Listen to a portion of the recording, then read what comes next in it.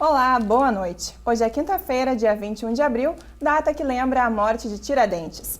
Ele ficou conhecido na história brasileira por sua luta pela liberdade e por isso que o TV Fevale Notícias de hoje vai ser especial. Para falar sobre isso, convidamos a professora do curso de História da Universidade de Fevale, Rosvitia Weber, e também o professor do curso de Direito, Dailor dos Santos. Então, professores, é um prazer recebê-los aqui, tudo bem? Tudo bem, obrigado pelo convite. Então, Tiradentes... Obrigada pelo convite. Então, Tiradentes tem toda uma história, né? Toda uma história que se mantém viva até hoje. Quem foi Tiradentes, afinal? Tiradentes, é comum ele ser colocado como o principal personagem da Inconfidência Mineira, né? Na verdade, a gente pode até conversar um pouco disso, né? Como é que foi essa questão? Ele teve participação, mas há também uma construção do Tiradentes enquanto herói, né? Então, a Inconfidência Mineira, né? O 21 de abril, o feriado que nós temos, ele não remete à Inconfidência Mineira, mas à execução, à data da morte do enforcamento do Tiradentes, né? Que foi, então, um dos integrantes do movimento da Inconfidência Mineira, que ocorreu em 1789. Na verdade, é curioso, porque não houve propriamente uma luta, um enfrentamento, né?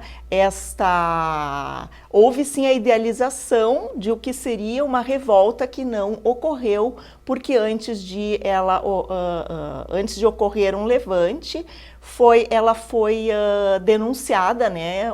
Os integrantes desse movimento foram denunciados, né, ao governador da capitania de Minas Gerais, e assim conseguiu se prender os envolvidos, né? Então, dentre os envolvidos estava o Tiradentes.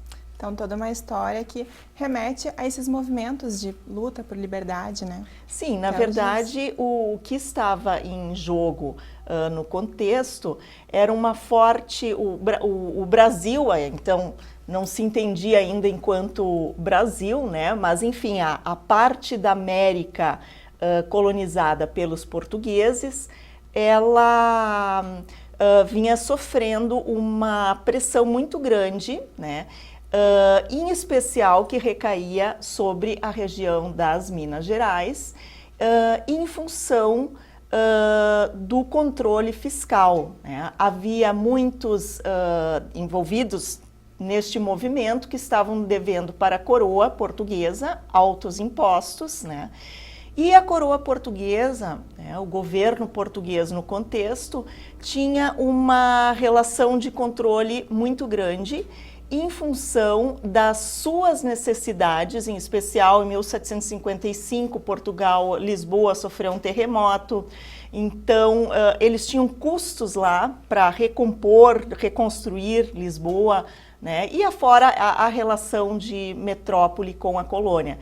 E o que acontece é que a região a mineração, as minas já estavam entrando no processo de esgotamento, e o governo português ameaçava a tal da derrama, que se ouve falar muito, que se eles não conseguissem alcançar o dinheiro, né, dos impostos, eles ameaçavam com a tal da derrama, que poderia até confiscar bens da população de Minas Gerais. Então, o que ocorre é que comerciantes, fazendeiros, né, diferentes grupos, no caso o Tiradentes, que tinha muitas profissões, né, ele era comerciante, tinha a atividade de dentista, né, era alferes também, fazia parte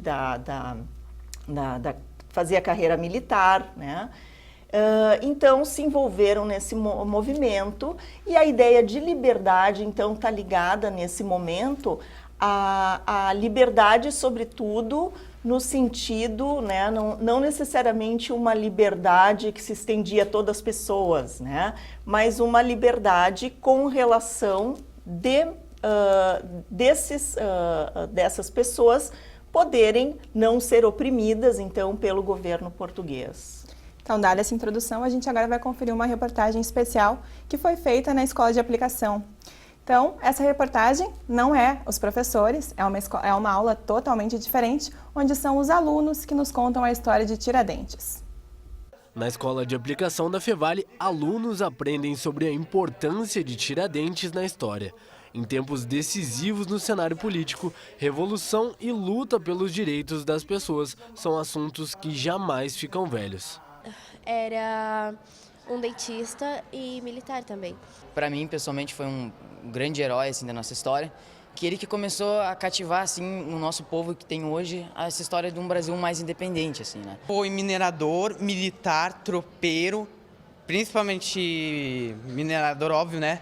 Ele caçava minerais também, como ouro, que lá era 20% do que tu encontrava, tu tinha que dar para o rei. Aquilo ali, assim, deixava eles desmotivados, porque, enfim, eles trabalhavam e sustentavam outras pessoas que não mereciam. A causa de independência só de Minas Gerais era boa, forte, e conseguia dar uma ideia ao povo do que poderia ser o futuro do Brasil. Pelo que eu entendi, ele foi o herói que é morto no final. Que mesmo depois que tudo que ele fez, ele acabou morrendo, como muitos heróis, acontece isso. Tiradentes era um dos que mais assim falava, que assim botava força no povo. Então por isso foi uma das causas dele ser o único também que foi morto, né? Um final triste, mas que serviu de exemplo para esses alunos. Afinal, hoje, em pleno século XXI, questões políticas também fazem parte das aulas desse pessoal. Tiradentes vem ser um vulto histórico no sentido da gente lutar por ideais de liberdade, de nós não nos acostumarmos com aquilo que nos é proposto. Nós temos uma certa decepção com a classe política e nós buscamos não os heróis, hoje nós buscamos os culpados. Então, em sala de aula, trazendo algo que é passado, que é a história, né? Algo que eu sempre costumo falar no início das aulas: por que estudar história? Algo que aconteceu no passado? Não. A gente vê que a gente pode pegar a história para entender o presente e para fazer discussões pertinentes ao momento que a gente está vivendo também. Então, a história permanece viva até os dias de hoje e a forma como ela é contada e ensinada vai modificando conforme o tempo. Então, a forma como os professores aplicavam a história do Tiradentes, ela sofreu algumas adaptações e mudanças conforme o tempo, professora? É interessante observar que os próprios alunos trazem ali no seu relato, primeiro, essa questão de conhecer a história do Brasil, né?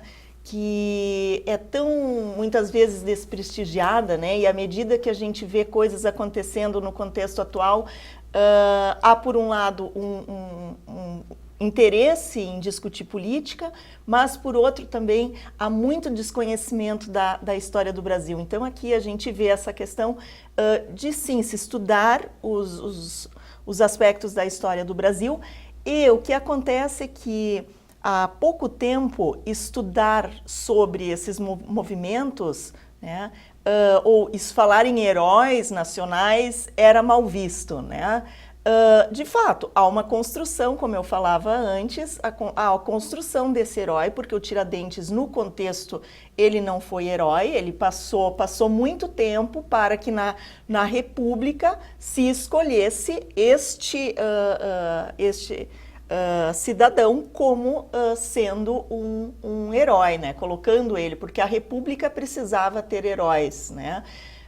Então é interessante ver essa temática discutida atualmente e perdendo, né, na própria fala dos alunos, a gente viu ali a independência de Minas Gerais, porque no momento, né, muito se diz que o precursor da independência do Brasil, Tiradentes, na verdade, no contexto, a preocupação destes envolvidos no movimento era uma libertação da região das Minas Gerais, no máximo se estendendo para o Rio de Janeiro, pensando então na separação deles, constituindo uma república, né? E não pertencendo a uma monarquia. Então, uma independência, mas não uma independência do Brasil, não se tratava disso, né?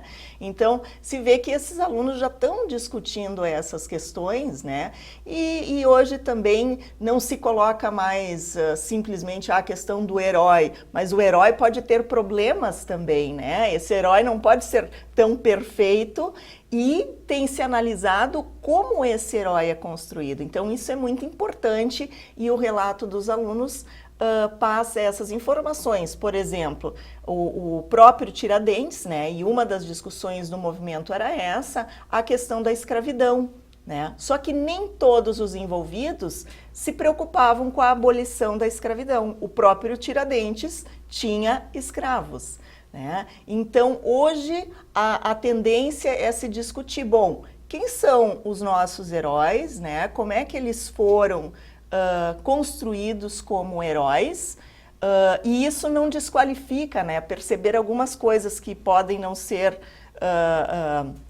enfim, podem atrapalhar a imagem desse herói, mas é importante perceber como é que era o contexto da época, que a questão de ter escravos era muito comum, né? Então, essa questão de idealizar os movimentos também é complicado, isso a gente pode relacionar depois com os movimentos atuais. E a própria morte dele foi uma amostra, né, do empoderamento da corte portuguesa para mostrar que as pessoas não podiam se revoltar naquele momento. Exatamente. Então, no contexto, o que vai se ter, né? Por que Tiradentes? Se um aluno manifestou isso, né? O Tiradentes era muito falante, né? Então, ele tinha isso como uma característica pessoal. E há um aspecto importante, é que a própria, se chamava os autos da devassa, né? Todo o processo, e nesse processo acabou se incriminando o Tiradentes, né? E por que isso? Ele, né, dentre todo o grupo, foi o único, né, condenado à forca. Os outros foram perdoados pela rainha Dona Maria. E o que acontece? Se a gente for ver esse processo, né, é claro que os outros, né, integrantes do movimento foram todos culpabilizando o Tiradentes, né? E como o Tiradentes era o mais conhecido, porque ele era o comerciante, então fazia suas viagens e falava, né? Andava com a Constituição da América, das colônias inglesas, né? Andava com a Constituição americana no bolso, que eles haviam se tornado independentes em 1776, então era uma referência também dos Inconfidentes, né? Essa ideia de liberdade, né? Então, ele era muito conhecido, né? Não que ele fosse exatamente um iluminista, mas ele divulgava as ideias e, claro, com interesses pessoais, né? Mas é interessante observar que na condução do processo não interessava para a coroa portuguesa entrar em conflito com os representantes da elite. Então, embora o Tiradentes tivesse posses, né, não fosse aquela figura que às vezes é colocada como sem importância nenhuma, mas ele era uma pessoa popular. Então fazia sentido, né? Bom, o que vai ser mais representativo para o povo? Condenar uma pessoa que era conhecida, era um popular.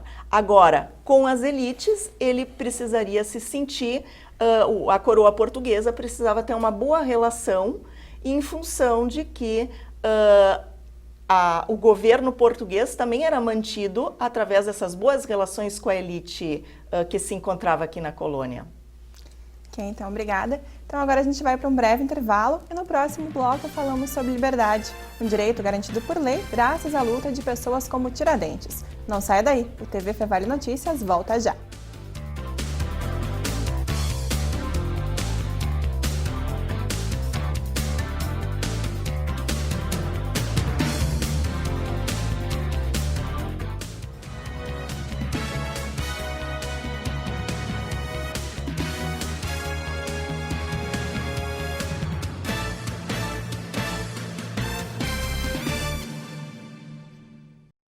A Universidade Fevale vai realizar entre os dias 26 e 29 de abril o ciclo de palestras Fontes de Energias Renováveis.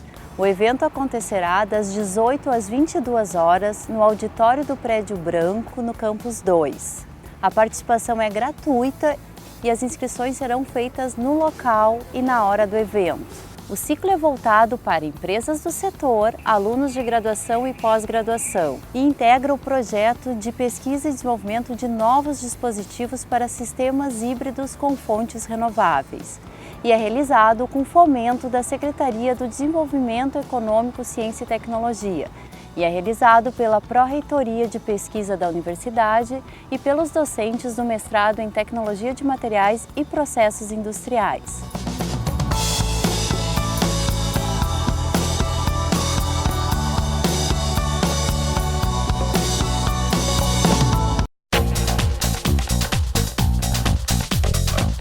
No Simpósio Brasileiro de Biomecânica do Calçado.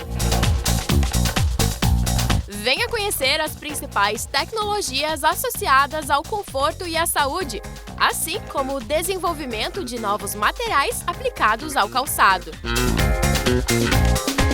Inscrições ibtec.org.br/simpósio. Apoio e organização Universidade Fevale.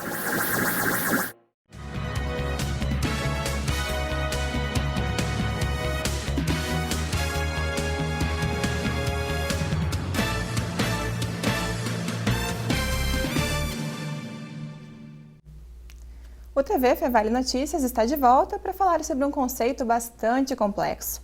Para você, o que significa liberdade? Foi essa a pergunta que o nosso repórter William Brizola fez para os estudantes aqui da Universidade Fevale.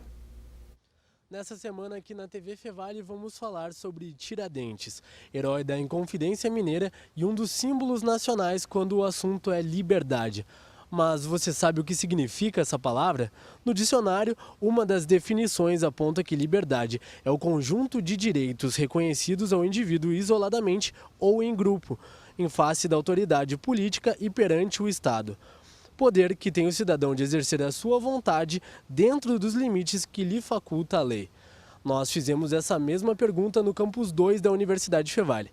Confira as respostas. Bom, liberdade, para mim, não está atrelado só ao ir e vir o físico, mas sim ter a liberdade de pensamento sem que outras pessoas possam estar te influenciando sobre isso. Liberdade para mim é tu poder ser a pessoa que tu tiver vontade de ser, falar o que tu tiver vontade de falar, e tanto em casa quanto na rua sem ninguém te julgar. Liberdade é uma coisa complicada na real, porque ela é toda uma construção do que é liberdade para si, o que é uma liberdade social, na verdade, porque o que a gente quer, às vezes não é o que a gente realmente quer, é uma coisa que a sociedade impôs para nós. Então, tu te livrar do que a sociedade impôs para ti, para chegar numa liberdade tua, é um processo todo complicado, e eu nem sei se é possível. Bom, eu acho que a liberdade é basicamente a gente ter a liberdade de expressão plena. Eu acho que ter a liberdade de exercer os direitos e deveres como cidadão sem julgamento e sem punição ou discriminação. Para mim, liberdade é quando a pessoa pode fazer o que bem entende, sem lei, sem nada, sem ter uma consequência conforme as atitudes da pessoa. Para mim, isso é liberdade. Então, como a gente viu, as pessoas todas imaginam um conceito diferente, né, de liberdade. Afinal, elas estão certas, professor? De fato, acompanhando os debates que foram trazidos aqui pelos alunos aqui da instituição, a gente verifica alguns contrassensos no próprio conceito. Talvez a liberdade ela possa ser compreendida sob duas grandes esferas. Há uma esfera que sim, é aquela liberdade que eu comungo no meu próprio modo de agir e de compreender as intersecções que me circundam. É o meu modo de ser pessoal, né? Como eu encaro as situações, as opiniões que eu tenho a respeito das formas que se apresentam na minha vida, a respeito das pessoas que comigo convivem, enfim, a respeito do outro. Essa é uma forma de liberdade que, sim, é a aspiração de todos desenvolverem. Mas para o direito, essa liberdade ela se transforma, e algumas percepções foram vistas dessas opiniões, não é? Ela se transmuta em algumas possibilidades. Sim, de fato, nós vamos ter liberdades de expressão, que é uma grande faceta e muito controvertida no âmbito do direito. Qual o limite da liberdade de expressão? E aí nós vamos situar a informação e mesmo a liberdade de imprensa, não é? Até que ponto isso é possível e como isso pode ser construído.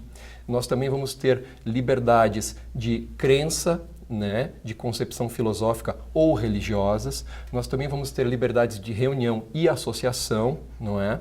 E junto a essas liberdades nós também vamos ter, e as classificações no direito são das mais variadas espécies, vamos ter alguma espécie de liberdade que nem liberdade toma o nome. São os direitos de personalidade, direito à intimidade, à vida privada, que o direito compreende como liberdades de estar consigo, não é?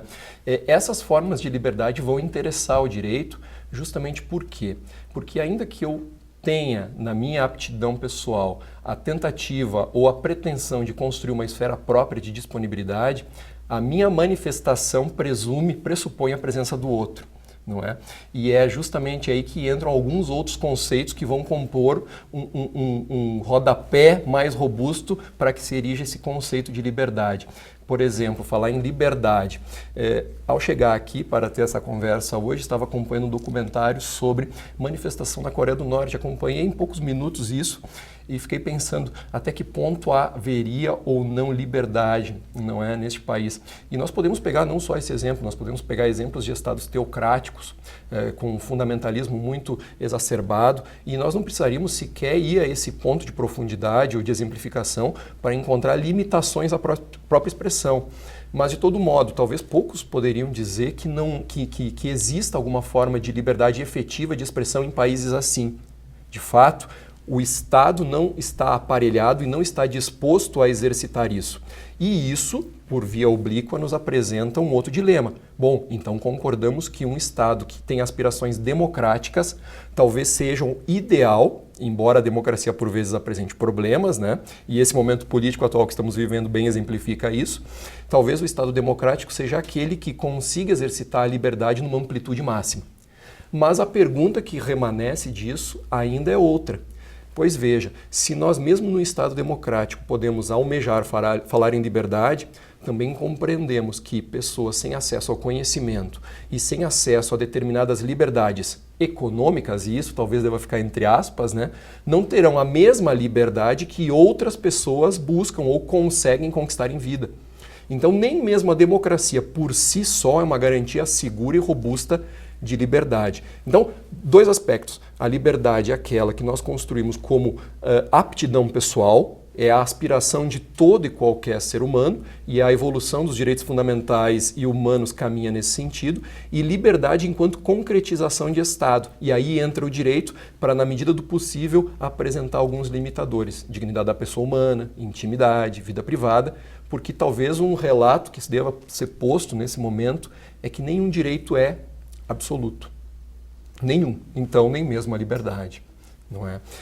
Isso também toma uma dimensão muito interessante, pegando gancho com o que foi falado a respeito de Tiradentes, porque isso deve ser trazido ao direito, né? E eu falo então da área que me compete e até onde me julgo apto a comentar.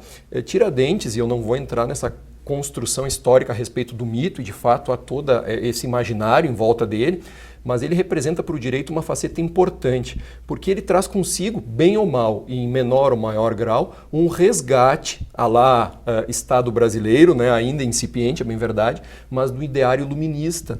E isso para o direito é extremamente importante, porque é graças ao ideário iluminista que nós podemos falar em Estado de Direito, em Estado democrático de direito, uma derivação evolutiva de um Estado de direito, em que pressupõe essa participação popular. Então a liberdade ela está envolta nisso, numa possibilidade de participação e afirmação. E para conjugar isso, talvez seja importante dizer que, talvez nesses regimes totalitários, em que aparentemente pessoas não nos pareçam livres, a elas pode parecer ou pode estar auto-evidenciada a liberdade de que usufruem. Nem sempre, ao olhar delas, talvez nós sejamos livres. E aí vem o paradoxo de uma das falas que foi posta aí, de fato é um assunto complexo, não é? Porque a liberdade conjuga a aspiração própria do indivíduo e como ele psicologicamente reage a esses influxos, não é? E como, ao mesmo tempo e sob a mesma medida, o Estado assegura condições para que ele exercite a plenitude dos seus potenciais.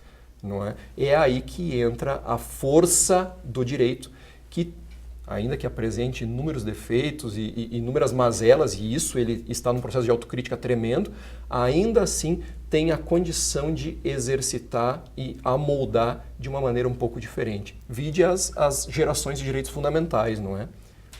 Lembrando, então, que a liberdade, onde começa a liberdade do outro, acaba a sua também. Tem todo esse conceito por trás disso. Exato, exato. Essa é uma frase clássica, ela já está no imaginário popular, né? Onde começa a sua liberdade vai até onde começa a minha. E há algumas outras frases carimbadas que, principalmente aquele que é o estudante de direito, ao meu ver, vai lembrar, não é? Veja que, por exemplo, o particular, e agora uma breve correção ao que foi dito antes, o particular pode fazer tudo aquilo que a lei não veda.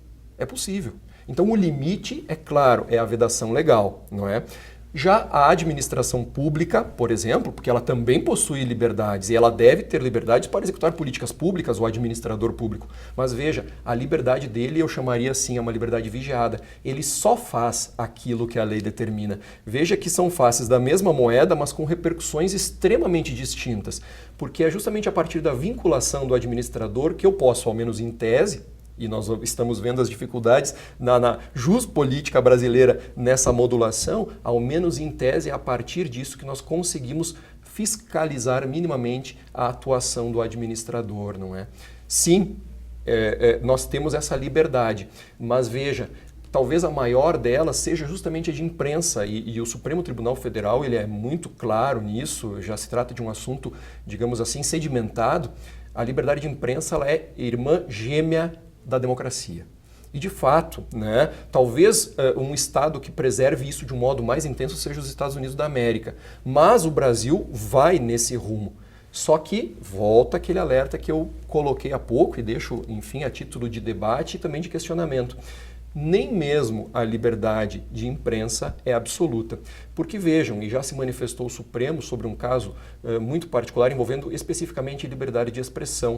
Um livro que fora lançado retomando discussões, uma espécie de revisionismo sobre a política nazista, em relação à política nazista, sobre aqueles preceitos que definiriam o Estado nazista ou não. Entendeu-se, por exemplo, e ao meu ver com uma certa dose de razão, que não é possível que a liberdade de expressão se sirva para esconder sob o seu manto de proteção discursos de ódio. Não é? Esse é o grande problema. Como modular isso? Então a gente agradece a participação e toda essa contribuição que vocês trouxeram para a gente hoje. E o TV Fevale Notícias fica por aqui. Voltamos na segunda-feira às 6h30 da noite. Até mais!